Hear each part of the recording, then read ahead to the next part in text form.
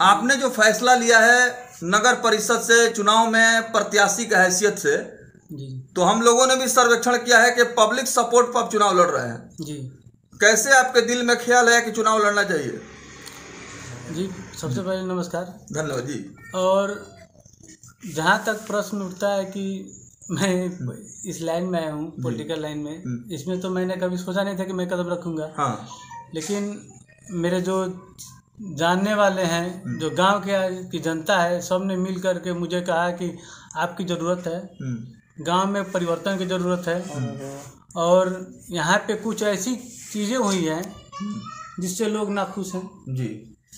क्षेत्र का विकास नहीं हुआ है, क्षेत्र में बहुत सी चीज़ें हैं जो कि अधूरी रह गई हैं, जैसे नाला हुआ, सड़क हुआ, इसके अलावा बहुत सी चीज़ें हैं बिल्कुल जो कि अपने समय सीमा पे जो भी इसके पहले प्रतिनिधि थे उन लोगों ने भी ध्यान नहीं दिया। इस सब को देख करके जनता ने मुझे बहुत प्रेशराइज किया कि आप कम से कम हमारे साथ हैं, आप हमारा जो है कि प्रतिनिधित्व करें। और इस सब सोच करके मैंने सोचा चलिए भाई मैं भी इसमें आता हूँ, कुछ जनता की सेवा हो जाएंगी और अपने क्षेत्र का विकास भी हो जाएगा। बिल्कुल। चलिए, सौभाग्यशाली व्यक्ति आप हैं कि चूंकि आप जो है उच्च शिक्षित व्यक्ति हैं और इतिहास विषय में आपने काफ़ी अध्ययन किया है, साथ ही साथ आपने पीएचडी की डिग्री हासिल की है। तो मुझे लगता है कि जहाँ तक मेरा अपना व्यक्तिगत अनुभव है कि सिवान नगर परिषद में जो भी उम्मीदवार हैं, शायद आप पहले उम्मीदवार हैं कि आपकी शैक्षणिक योग्यता काफ़ी उच्च कोटि की है, यानी सबसे ज़्यादा आप शिक्षित व्यक्ति हैं। तो कहीं न कहीं जनता ने जो सिलेक्शन किया है कि आप चुनाव लड़िए और पब्लिक का सपोर्ट जब आपको मिला इलेक्शन फाइट करने के लिए, तो कैसा आपको लगा? मुझे तो पहले तो लगा कि मुझे क्या करना चाहिए नहीं करना चाहिए, मुझे कुछ समझ में नहीं आया।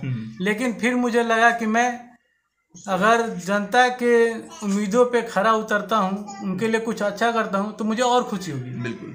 और मैं कोशिश भी यही करूँगा कि जनता की जो उम्मीदें हैं उस पर मैं खरा उतरूँ। बिल्कुल। देखिए, टणवा क्षेत्र में बहुत सारी जनता जनार्दन की बुनियादी समस्याएं हैं। जैसे कि आपने ही कहा कि जो भी जनप्रतिनिधि यहाँ निर्वाचित हुए उन्होंने जनमानस के समस्याओं पर ध्यान नहीं दिया, व्यक्तिगत विकास किया। ऐसे में आपने सड़क की, शिक्षा की, बदहाल जो व्यवस्था है उसकी आपने बात कही है। तो यहाँ सबसे ज्यादा बैकवर्डनेस, पिछड़ापन आप किस क्षेत्र में देख रहे हैं? सबसे ज्यादा यहाँ पे पिछड़ापन की वजह है सड़कें। सड़कें भी उस तरह की नहीं है और सबसे ज्यादा यहाँ पे समस्याएं हैं नाली की। हमेशा जब भी थोड़ा सा भी अगर बारिश हो जाए तो उसमें क्या होता है, रोड पे पूरा रोड नाली बन जाता है, जल जमा होता है पूरा। जहाँ पे जाइएगा आप, अगर आप हमारे क्षेत्र में घूमिएगा तो देखिएगा, जहाँ पे जाइएगा पानी लगा हुआ है। थोड़ी सी बारिश होती है, ज्यादा हुआ तो पूरा रोड समझिए कि नाला ही है जी। तो देखिए, यहाँ पर जो सड़क की स्थिति है बहुत ही बदहाल है। बरसात के मौसम में जब अत्यधिक बारिश होती है तो बरसात का पानी सड़क पर आकर के जमा हो जाता है, जल जमा होता है, जिससे कि कीचड़ हो जाता है, गंदगी फैल जाती है और रास्ता आने जाने वाले जो भी राहगीर हैं उन्हें दुश्वारियों का, परेशानियों का सामना करना पड़ता है। तो इन सब समस्याओं को दूर करने के लिए आप जो है प्रयास करेंगे। क्षेत्र में कब से आप भ्रमण कर रहे हैं? जब लगभग 1 सप्ताह हुआ। जब सबने मिल करके मुझे प्रेशराइज किया, बोला कि नहीं आप आइए, तो उन लोगों के साथ मिल करके मैं 1 सप्ताह से लगा हुआ हूँ और लोगों के साथ मिल करके उनकी समस्याओं को भी मैं जान रहा हूँ कि क्या करना है, उनकी क्या क्या समस्याएं हैं, क्योंकि जो भी मिलता है वो अपनी समस्याएं बताता है। तो मैं उनकी समस्याओं को भी साथ साथ जान रहा हूँ कि अगर मैं जनता के समर्थन से मैं आ गया, अगर सभी जनता ने मिलकर अगर चुन लिया, तो मैं ये समस्याएं तुरंत उसको समस्याओं को दूर करने की कोशिश करूँगा। तो देखिए, डॉक्टर मोहम्मद फिरोज आलम से हमारी मुलाकात हुई है। सिवान नगर परिषद के टणवा जो गांव है, वार्ड संख्या 6 है और वार्ड संख्या 6 से इनका जो है जोरदार तरीके से चुनावी अभियान का शुभारंभ हो गया है और जिस प्रकार से आम जनमानस का अपार जन समर्थन और प्रोत्साहन मिल रहा है, इनका आत्मबल काफी बढ़ रहा है और ऐसे में आम जनमानस को काफी उम्मीद है कि एक नौजवान चेहरा, शिक्षित व्यक्ति अगर इस क्षेत्र में प्रतिनिधि के हैसियत से इस पद पर सुशोभित होते हैं तो निश्चित तौर पर एक जो है नया इतिहास बनेगा। आपके यहाँ अभी तक जो बदहाल स्थिति है, बहुत सारे यहाँ जनप्रतिनिधि रहे हैं और उनके द्वारा किए गए कार्य को यहाँ की जनता ने बहुत नज़दीक से देखा है। तो आप क्या अपील करेंगे पब्लिक से इस बार के चुनाव को लेकर के? सबसे पहले मैं आपका धन्यवाद करूंगा कि आप बातों को लेकर के, जनता की समस्याओं को लेकर के हमारे पास आए, ताकि मैं उन समस्याओं को आपके द्वारा जनता तक पहुंचाऊं और मैं उस समस्याओं को दूर करने के अपने तरफ से जितना हो सके मैं अपने तरफ से कोशिश करूं। बिल्कुल। और मेरी यही अपील है कि जनता जिसको भी चुने, जहां भी अपना मत दे, अपने मत का अधिकार का प्रयोग करें, वो अपने भलाई के लिए करें और अपनी जो ज़रूरतें हैं, जो समस्याएं हैं, उसको अपने ध्यान में रखते हुए अपने मत का प्रयोग करें। बिल्कुल।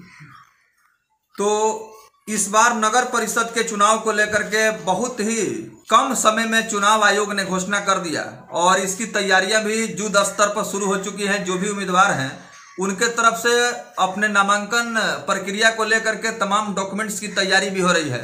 बाकायदा जो भी उम्मीदवार हैं इसके लिए जो है एक रणनीति और योजना बना करके इस चुनाव को चुनौती के रूप में स्वीकार करते हुए जीत सुनिश्चित करना चाहते हैं। ये बड़ा दिलचस्प होगा कि यहाँ की जो जनता है वह क्या कुछ फैसला लेती है और एक शिक्षित व्यक्ति चुनाव के मैदान में, जो PhD डिग्री होल्डर है, चुनाव के मैदान में अपने राजनीतिक सफर का शुरुआत कर रहे हैं, इन्हें किस तरह का समर्थन मिलता है। हालांकि इन्होंने कहा कि जनता के समर्थन से मैं चुनाव लड़ रहा हूं और जिस तरह से लोगों का अपार प्रेम, सहयोग, प्रोत्साहन मिल रहा है, मेरा सफर बिल्कुल आसान है।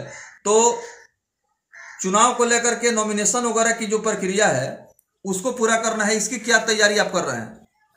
इसके लिए चुनाव आयोग द्वारा जो भी डॉक्यूमेंट्स की रिक्वायर्ड है उसकी मैंने तैयारी कर ली है और हमारे यहाँ दूसरी फेज में यहाँ पे नॉमिनेशन और इलेक्शन की तैयारी हो रही है। अभी तो फर्स्ट जो फेज है उसकी तैयारी हो रही है।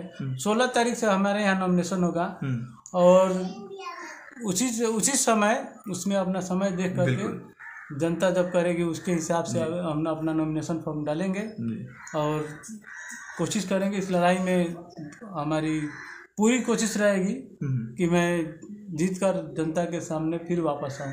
बहुत बहुत धन्यवाद। अगर आप भी बढ़ते हुए पेट्रोल डीजलों के दाम से हैं परेशान तो आज ही आए आंदर आसाओ मुख्य रोड बरवा, क्योंकि बरवा में खुल चुका है बालाजी साक्षी बायोफ्यूल पेट्रोल पंप, जहां आपको उत्तम क्वालिटी और क्वांटिटी के साथ आपकी ज़रूरतों को ध्यान में रखते हुए और जगहों से 2 रुपये के सस्ते दाम पर पेट्रोल और डीजल मिलता है। इसके प्रोप्राइटर है राजेश कुमार पाठक। एक बार सेवा करने का मौका अवश्य प्रदान करें बालाजी साक्षी बायोफ्यूल पेट्रोल पंप।